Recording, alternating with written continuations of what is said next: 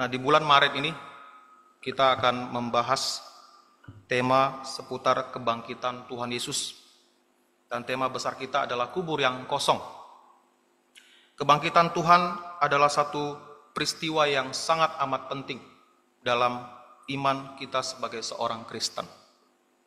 Dan di bulan ini kita akan membahas beberapa teori.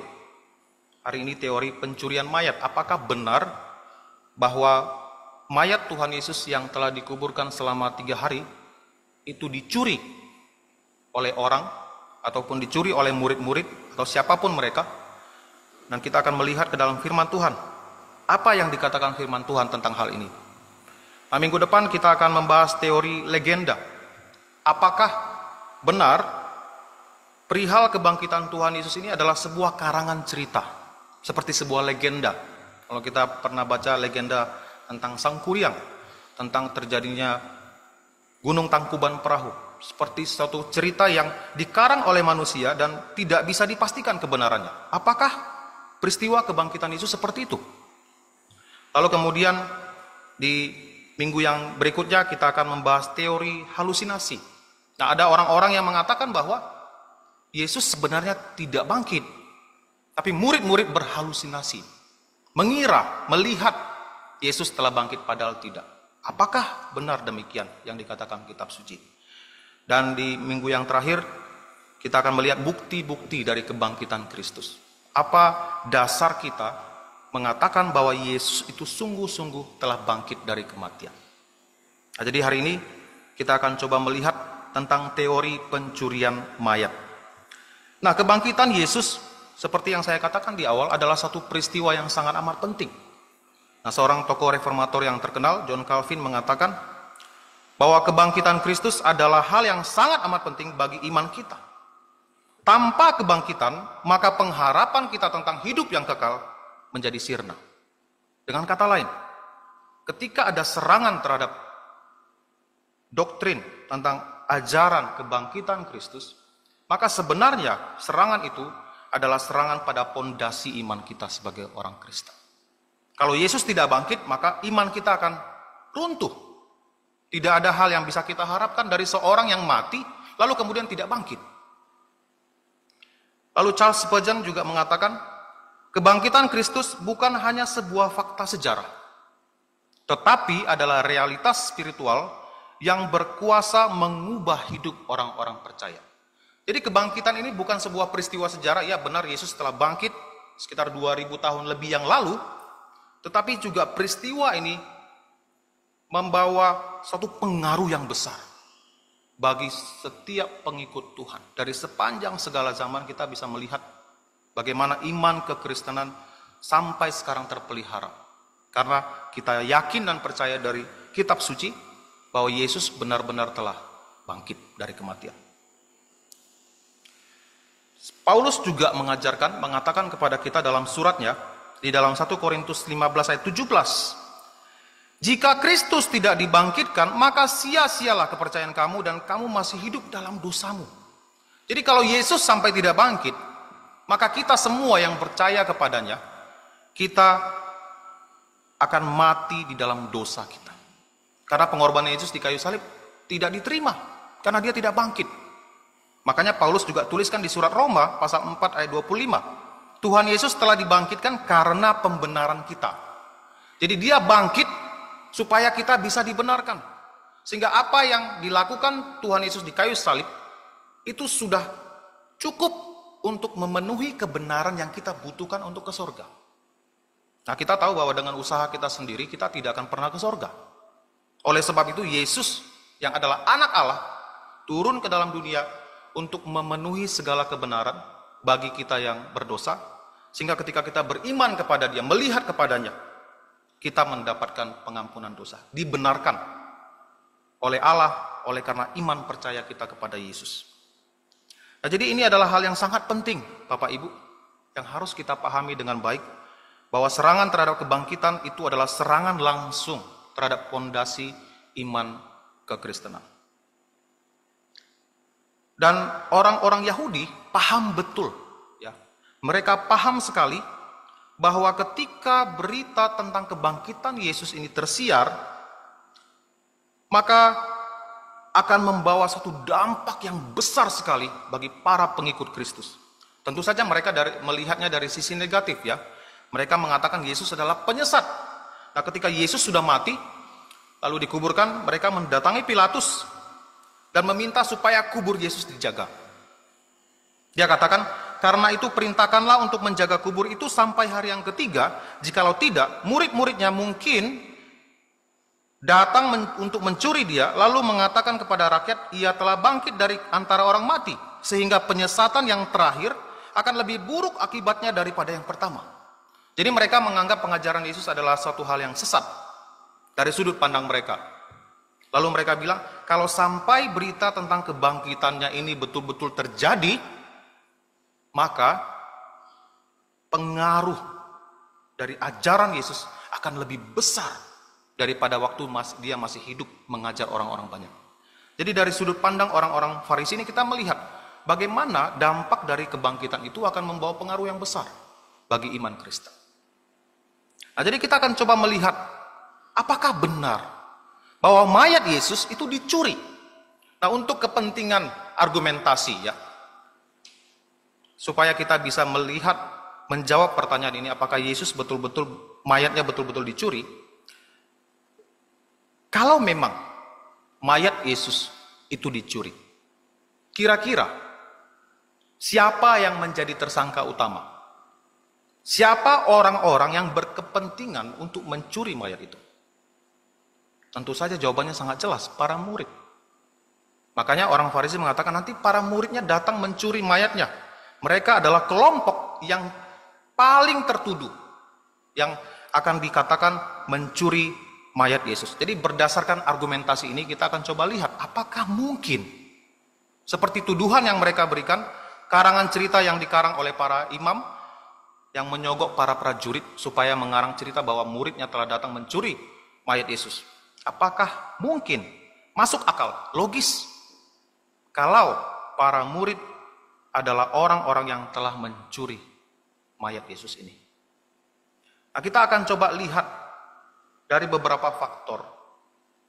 Kemungkinan-kemungkinan ini apakah masuk akal atau tidak. Nah, yang pertama kita coba lihat, ketika Yesus ditangkap di Taman Getsemani, apa yang dilakukan para murid pada waktu itu?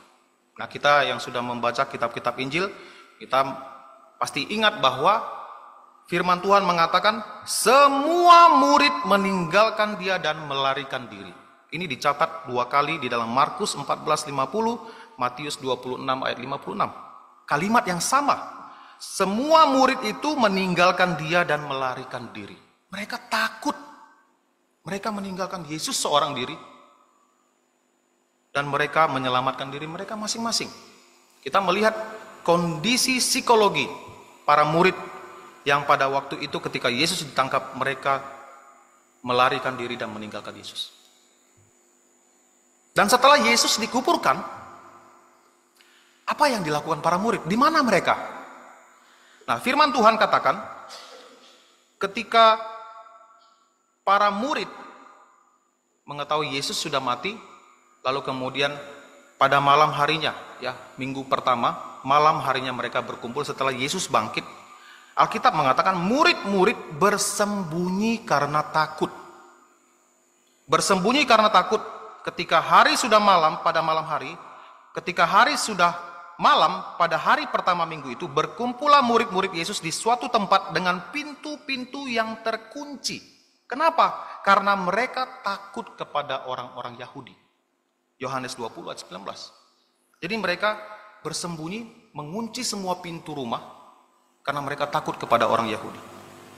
Dan ini mereka lakukan, bahkan setelah Yesus menampakkan diri kepada mereka, 8 hari kemudian penampakan pertama Yesus tidak dilihat oleh Yudas Iskariot.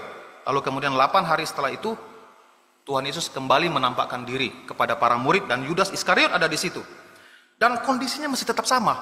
Firman Tuhan katakan, 8 hari kemudian murid-murid Yesus berada kembali dalam rumah itu dan Thomas bersama-sama dengan mereka. Sementara pintu-pintu terkunci. Yesus datang dan berdiri di tengah-tengah mereka dan berkata, damai sejahtera bagi kamu. Jadi kita lihat kondisi psikologi para murid, mereka ketakutan. Mereka bersembunyi. Mereka tidak berani menampakkan diri. Takut kalau mungkin mereka juga akan ditangkap dan diperlakukan sama seperti Yesus. Dibunuh.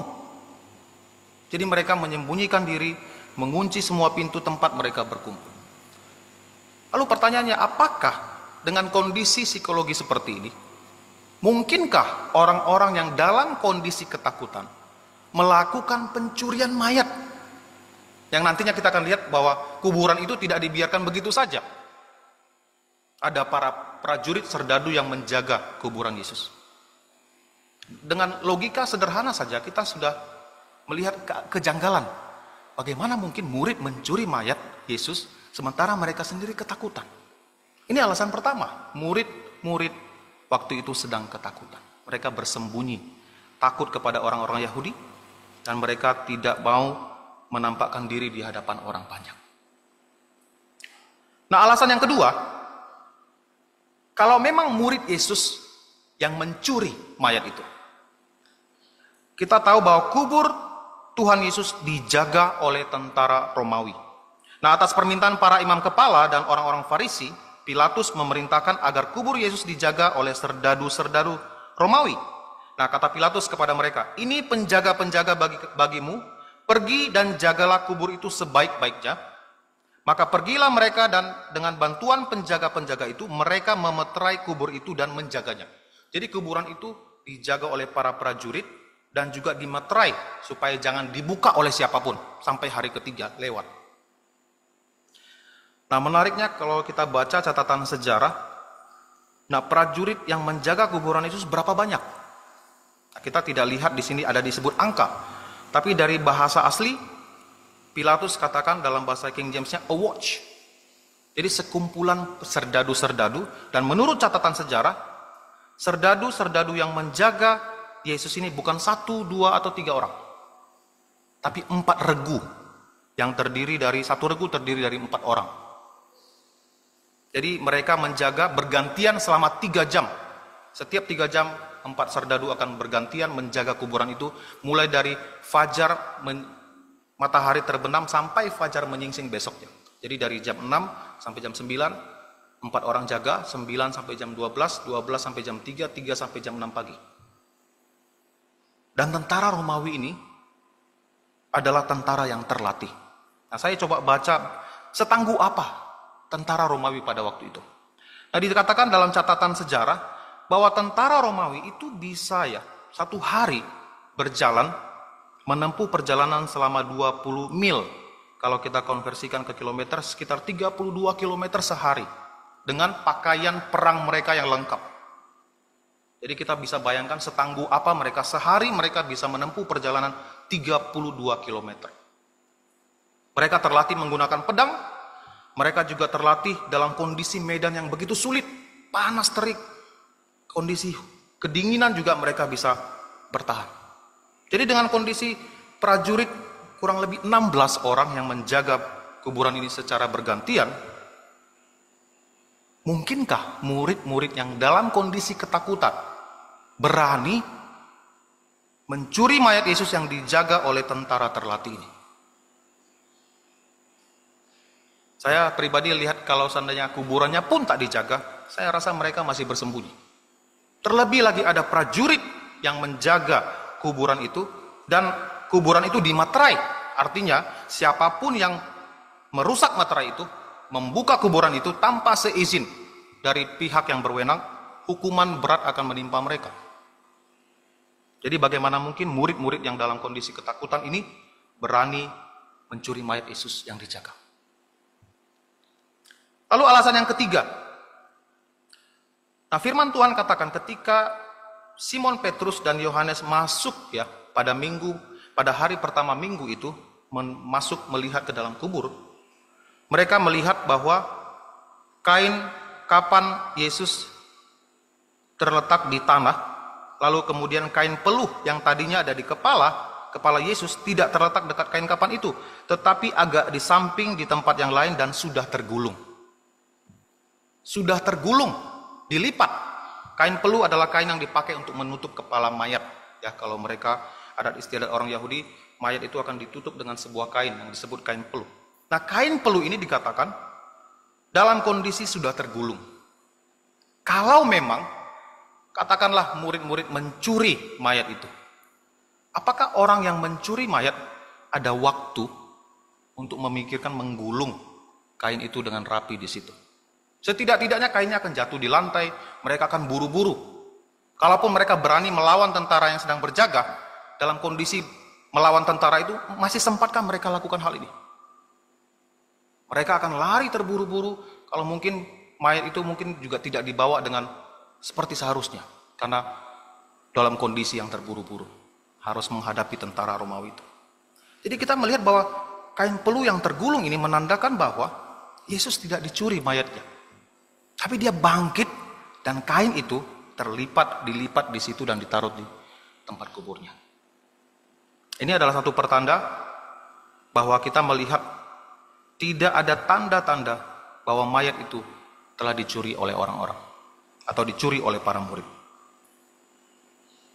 Dan alasan yang keempat adalah teks kita pada sore hari ini. Nah, firman Tuhan katakan di sini, setelah hari Sabat lewat, menjelang menyingsingnya fajar pada hari pertama minggu itu, hari pertama minggu itu adalah hari Minggu, ya. Orang-orang Yahudi dari kalendernya mereka menghitung hari pertama dari hari Minggu.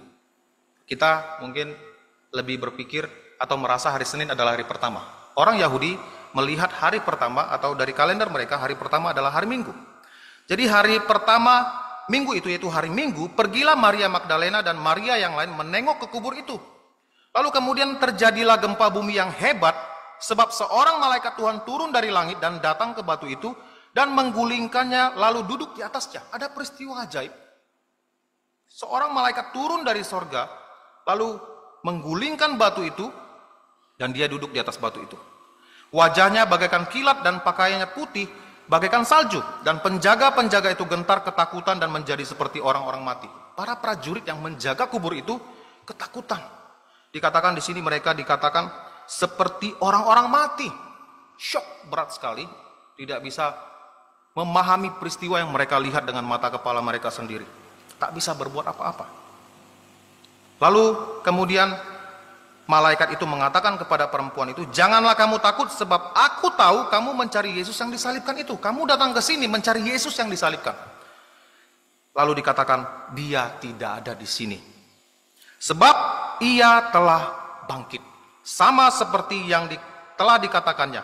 Mari lihatlah tempat dia berbaring. Jadi kesaksian malaikat sendiri mengatakan dia tidak dicuri mayatnya. Tapi dia sudah bangkit. Kamu lihat sendiri, kuburannya kosong.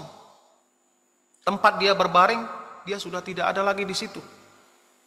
Jadi malaikat sendiri menyaksikan kepada Maria dan teman-temannya yang datang melihat kubur Yesus, bahwa Yesus telah bangkit seperti yang telah dia katakan. Jadi dalam masa pengajaran Yesus ketika dia masih sebelum dia naik ke kayu salib, dia sudah berulang kali mengatakan bahwa dia akan mengalami penderitaan yang berat, bahkan mati di kayu salib. Tapi pada hari yang ketiga, dia akan bangkit dari kematian. Dan malaikat menyampaikan persis seperti yang dikatakan oleh Yesus, dan dia benar-benar bangkit pada hari yang ketiga. Dan dari kesaksian malaikat ini juga kita melihat murid-murid bukanlah orang yang mencuri mayat Yesus. Kenapa? Karena dia mengatakan kepada Maria, dan ayat ke-7, segeralah pergi dan katakanlah kepada murid-muridnya bahwa ia telah bangkit dari antara orang mati. Kalau memang murid-murid yang mencuri, kenapa malaikat harus bilang lagi kepada Maria, katakan kepada para murid?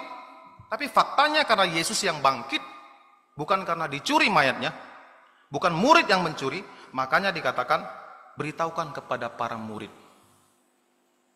Karena mereka tidak tahu, mereka belum melihat kebangkitan Yesus. Dan Tuhan Yesus akan bertemu, mendahului mereka di Galilea, dan akan melihat dia di sana, dan inilah yang dikatakan oleh malaikat. Nah, jadi Bapak Ibu, kita melihat dari 4 alasan sederhana saja mendasar ini, kita sudah bisa menyimpulkan bahwasanya ternyata teori pencurian mayat itu sama sekali tidak logis, tidak masuk akal. Tidak bisa diterima oleh akal sehat kita. Yang benar yang terjadi adalah Tuhan Yesus sungguh-sungguh telah bangkit. Nah, ini harusnya menjadi satu penghiburan yang besar bagi kita orang Kristen. Kenapa kekristenan sampai sekarang masih ada?